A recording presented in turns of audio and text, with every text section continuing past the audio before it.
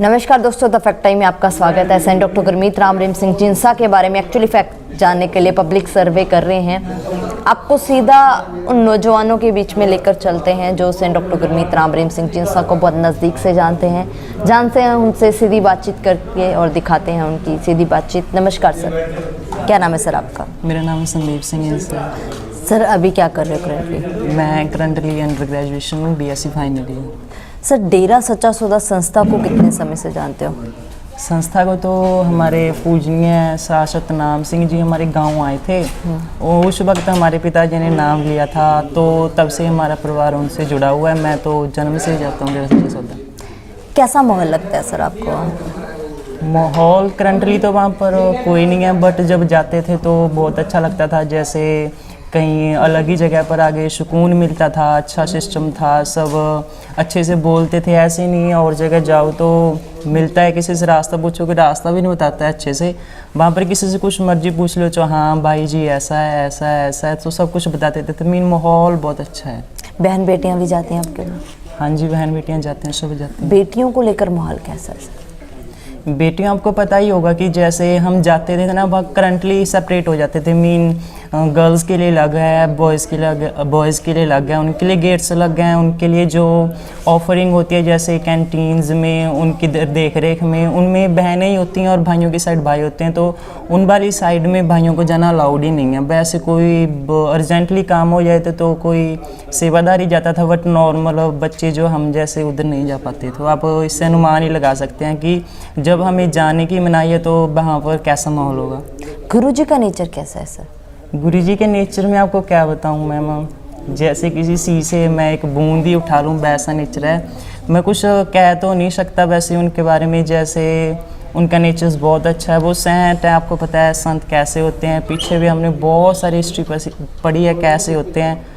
So I can't say भी वो कुछ ऐसा कुछ कर सकते हैं। सर जो फिर उनके बारे में पीछे 3 सालों में मीडिया में दिखाया जा रहा था, ऐसी हेडलाइंस दिखाई जा रही थी, वहाँ जाने वाली बेटियों को लेकर सवाल उठाए जा रहे थे, क्या कहना चाहोगे आप?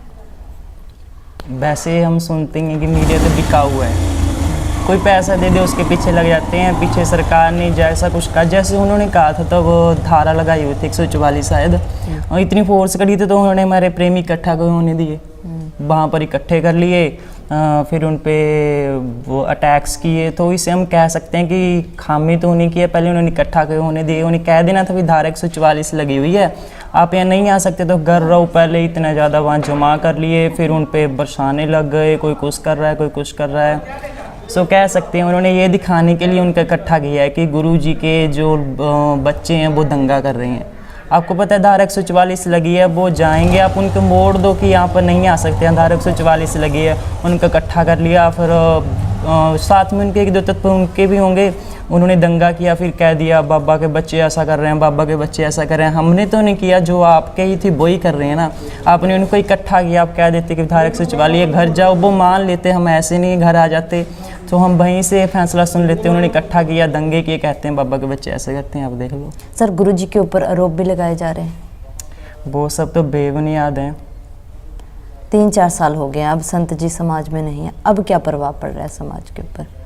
अब देख ही लो कैसी न्यूडनेस फैली हुई है जगह जगह पर। आप मूवीज़ देखते हैं, मीन अगर मूवी में न्यूडनेस ना हो ना तो वो पॉपुलर नहीं होती है।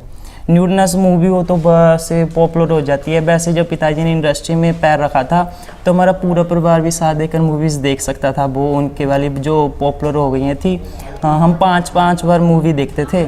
वैसे अब जो ये होती हैं इनका तो ट्रेलर भी नहीं देख पाते हैं। अब कह सकते हैं कि जब उनकी पॉपुलैरिटी ख़त्म होने लगी, हमारे पिताजी की पॉपुलैरिटी बढ़ रही थी, उनकी मूवीज़ आ रही थी, सॉन्ग हिट्स हो रहे थे, उन्हें तो जलना ही था। ज़रूरत है आज संत जी की? हाँ जी, बहुत ज़्यादा ज़रूरत है।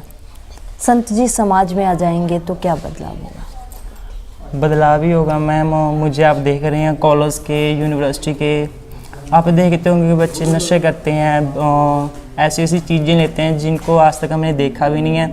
अगर हम भी उनकी संगत में पड़ जाएं, इधर सस्ते से टचअप हमारा टूट जाए तो हम भी वैसे ही हो जाएंगे।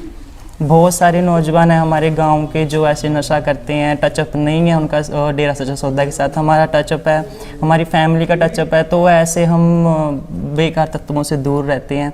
अगर पिताजी आए तो उन लोगों को भी अपने साथ जोड़ लेंगे और हमारा ये जो वर्ल्ड है अच्छा हो जाएगा। गुरुजी ने किया क्या है सर समाज के? गुरुजी को आप देख ही सकते हैं, आपको पता है उनके नाम कितने वर्ल्ड रिकॉर्ड हैं। छोटी सी चीज़ से लेकर ज़मीन से, जैसे कहीं पर कुछ बाढ़ आ जाती है, भूकंप आ जाती है, पिताजी जाते हैं, सामान लेकर जाते हैं, बाहर लोगों को देते हैं, खाने के लिए घर बना कर देते हैं। ब्लड डोनेशन कैंप लगते हैं, जैसे वो एक्चुअली मुझे पता तो नहीं है, वो थैलीसीमिया की मरीज होती हैं जो फ़ौज में होती हैं, उनके लिए खून डोनेट करते हैं। आइज़ डोनेशन, जैसे हमारे बुज़ुर्ग होते हैं उनकी आई साइड चली जाती है, नई आइज़ की ज़रूरत होती है, वो देते हैं। मरणोपरांत तो हमारे शरीर दान करते हैं, गुर्दा दान करते हैं। वैसे हर पौधारोपण करते हैं।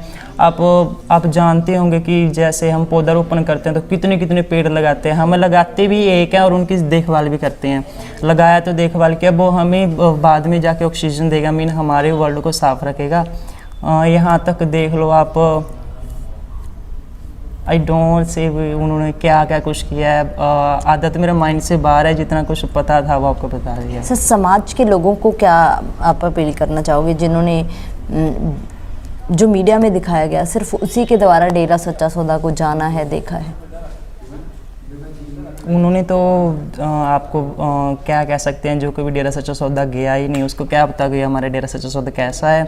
हम जाते थे, हमसे पूछें भाई वहाँ पर माहौल बहुत अच्छा था। उन्होंने तो चंद रुपयों के हिसाब से कह बक दिया, वहाँ ऐसा था, वहाँ ऐसा था। तो अब क्या कह सकते हैं, मीडिया उन्हीं के पास जाती है जो उनके फ़ायदे की बात कह रहा है। हम कहें भाई वहाँ ऐसा नहीं था तो हमारे पास नहीं आएगी, बिकॉज उनको लगेगा कि इनकी तो ये है भाई, ये कह रहे हैं वहाँ ऐसा नहीं था। वो उनके पास जाएंगे जो कहेंगे वहाँ ऐसा था, बिकॉज अब उसके साथ ही उनकी पॉपुलरिटी बढ़ेगी। मैंने कह दिया कि नहीं पिताजी उन पर बेबुनियाद आरोप लगाए जा रहे हैं, तो मेरे पास नहीं आएंगे, बिकॉज अब करंटली मुद्दा बहुत उसमें जोश में था, तो मेरे पास नहीं आएंगे, उसके पास जाएंगे जो कहें हाँ भाई वहाँ ऐसा था, तो उसको ही हेडलाइन बना देंगे ना।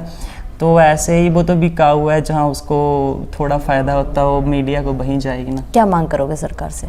मांग तो यही करूँगा कि जो ये केस है इसकी अच्छे से जांच हो, हमारे पिताजी को जल्दी से जल्दी रिहा कर दें। बहुत बहुत धन्यवाद। दोबारा जांच की मांग की जा रही है। डॉक्टर गुरमीत राम रहीम सिंह जिंसा के लिए लगातार आपको सीधी बातचीत दिखाते हैं। आप लोग भी खुले दिमाग से सोचिए और अपनी राय कमेंट बॉक्स में जरूर डालिए। देखते रहिए द फैक्ट आई, और सच का साथ देने के लिए, सच की सोच को, मुहिम को आगे लेके जाने के लिए चैनल को जरूर सब्सक्राइब करें। बहुत बहुत